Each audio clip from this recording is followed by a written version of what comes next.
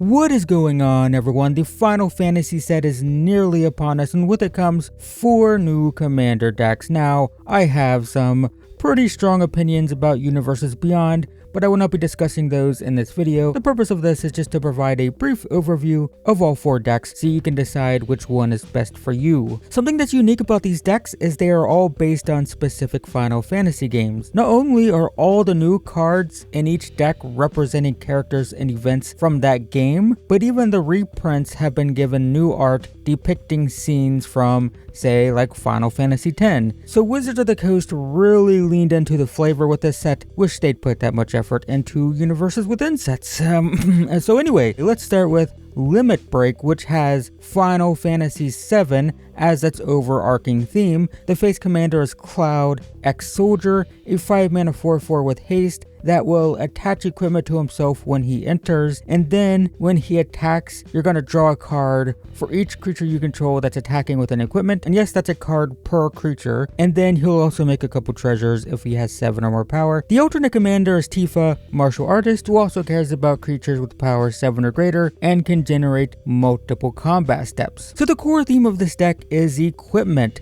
The deck is loaded with cards that Cloud can attach to himself and swing for big damage. There's lots of stuff here, but one interesting one is probably Colossus Hammer. Normally it costs 8 mana to equip, but Cloud can attach it to himself for free every time you play him, and it gets him over 7 power by itself. So that's a cool interaction. The deck is also loaded with other creatures that care about equipment. You get Pure Steel Paladin, Armory Automaton, Barret, Avalanche Leader. The first draws cards and makes equipment free to equip. Armory Automaton can equip all equipment to itself when it enters or attacks, and that will include your opponent's equipment, and Barret will make a 2/2 rebel whenever you play equipment, and then can attach them to the rebels for free. And all of them can get around that expensive equip cost on Colossus Hammer, for example. And since you load up equipment onto Cloud, there are ways to protect him. You get like Zac Flare, Bastion Protector, Lightning Greaves. There's multiple equipment that give like Shroud or Hexproof or Indestructible, but the first 2 grant Indestructible. The Greaves give Shroud so no one can target it. You can go wide with this deck and get a bunch of equipment on a bunch of creatures, but you can also go big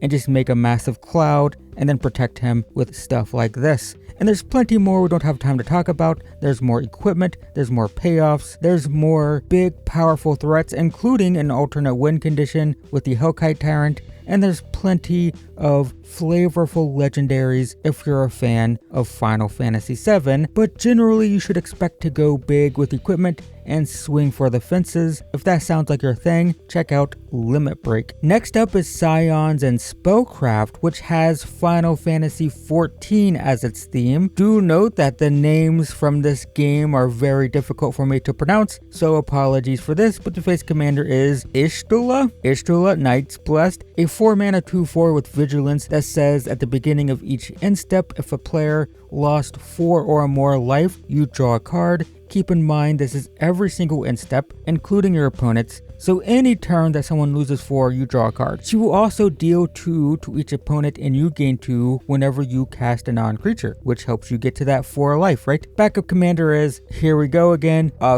Grahatia.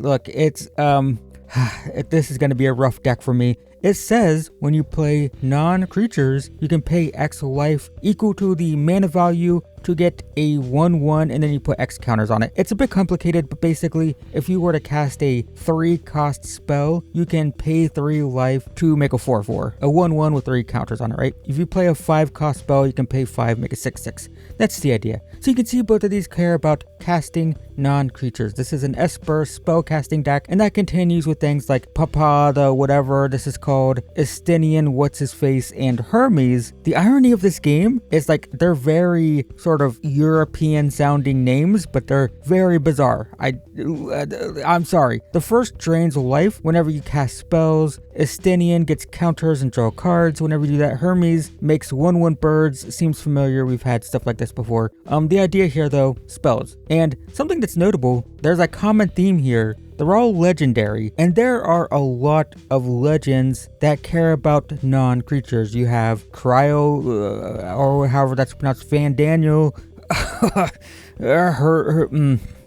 whatever this thing is. All of these are legends that care about spells. I assume the reason there's so many legends in this deck is because this is a MMORPG, right? So there's just more characters. So there's just a lot of legends, lots and lots of legends that care about casting spells. And that's relevant because it has Ardbert, who puts a +1/+1 counter on all of your legends whenever you play a black or white spell. The reason it's divided into 2 paragraphs is because he also gives Menace or Vigilance depending on the color. But play a black spell, counters everywhere, every single time. So that's pretty cool. So we have tons of legends that care about spells. But what are the spells? Well, it's lots of removal and card draw. You get things like Vindicate, Swords to Plowshares, Void Rend on the removal side of things. And then for drawing, you get like Cut a Deal, Into the Story, Dig Through Time, card draw. Lots of card draw, lots of removal spells. There's some board wipes and stuff. Basically, you're just slinging spells, drawing cards, getting counters, lots of advantage from all your legends that just do stuff when you cast these. And that's the whole idea of the deck. There's more legends that care about spells. There's a few non-legends that care about spells. There's lots of powerful spells. And there's a little bit of a token sub-theme as well. It's in there. But if you want to play an Esper spell slinging deck, where the idea is to drain the table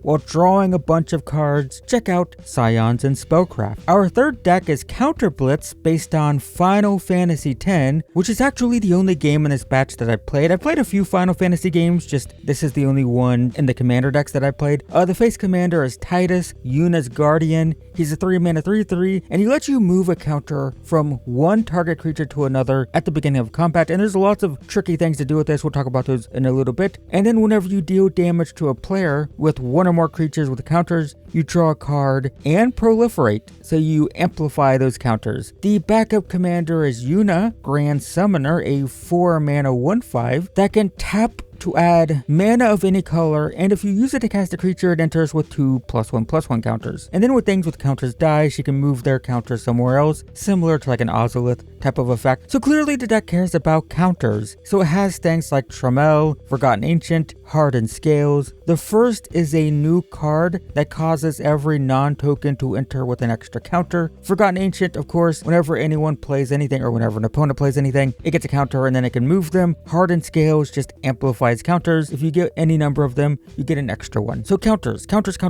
However, there is a lot going on with Titus's ability to move counters that I think is worth talking about. So like take Gyre Sage for example. It has Evolve. So when you play a bigger creature, it gets a counter. But what you can do is you can move counters away from it so you can more easily trigger Evolve, or you can move counters onto it to add more mana. Fathom Sage is similar. You can move one to it to draw, or you can remove it to play something bigger to get a counter to evolve and draw. Maester Seymour is another example. He will, every turn, he's going to add a number of counters equal to his power to another creature, so it makes total sense to move a counter to him and then have that counter added to something else because he gets more power. Riku also says when you add counters to something, it becomes unblockable, so you can use Titus to move a counter to something you want to attack with. A Luminous Broodmoth, it reanimates creatures that don't have flying, but it adds a flying counter, right? So you can only do it once, but with Titus, you can move that flying counter somewhere else so that you can constantly reanimate the same thing if you want to, if it's something important. So yeah, there's a lot of tricky things you can do with the counters from Titus in the moving. And in addition to that, there's your typical powerful stuff,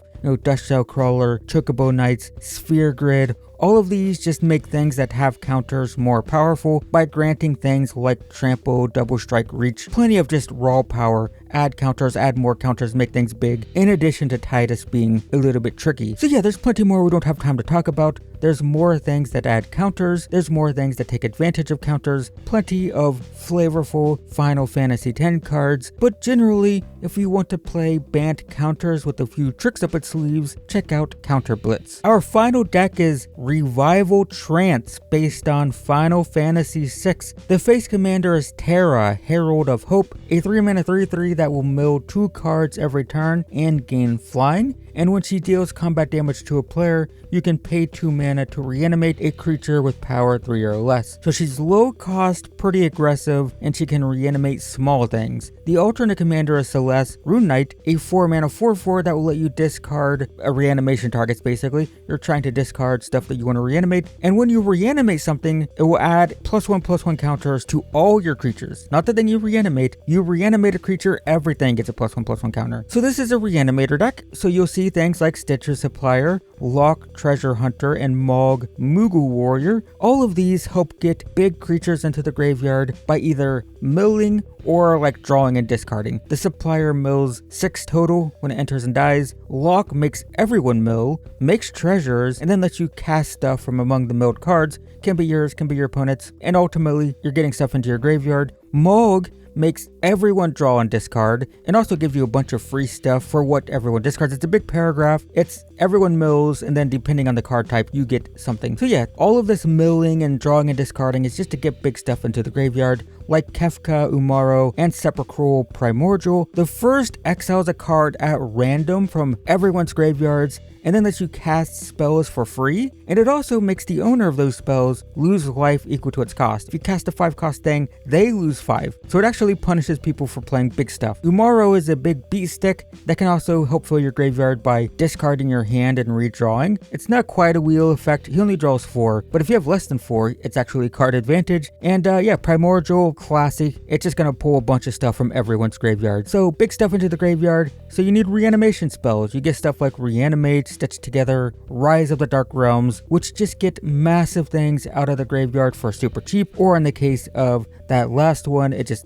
brings back your entire graveyard. But yeah, get a huge thing into the graveyard, reanimate it for very little mana. That's the idea of a reanimator deck. And there's also some interesting things going on with Terra. For example, there's Priest of Fell Rights. It can sacrifice itself to a reanimated creature, but Terra brings back small creatures. So you can sacrifice the priest first to main phase, then attack with Terra, pay 2, bring it back. So that's a powerful combo. There's Meteor Golem, which costs 7, but it only has 3 power, so you can reanimate it. And another interesting thing is the Falcon, which when it deals combat damage to a player, you can sacrifice it to reanimate something, but it can return itself from the graveyard to the battlefield for 5 mana, allowing you to constantly plunder your graveyard. And that's the idea. It's a typical Mardu reanimator deck. You have more big stuff, lots of big stuff. You have milling and discard, you have reanimation, and of course there's plenty of flavorful legendaries and thematic cards from Final Fantasy VI. So if that sounds interesting, check out Revival Trance. And that's going to be it for our Final Fantasy Commander decks. I will leave links to the complete deck list in the description below, as well as sponsored Amazon affiliate links, which I discourage you from using if you have a local game store. It obviously helps out, but help out a local game store first if you have one. Also be sure to let me know which deck you are most interested in the comments below. But in the meantime, thanks for watching, I hope this was useful, and I will see you in the next one.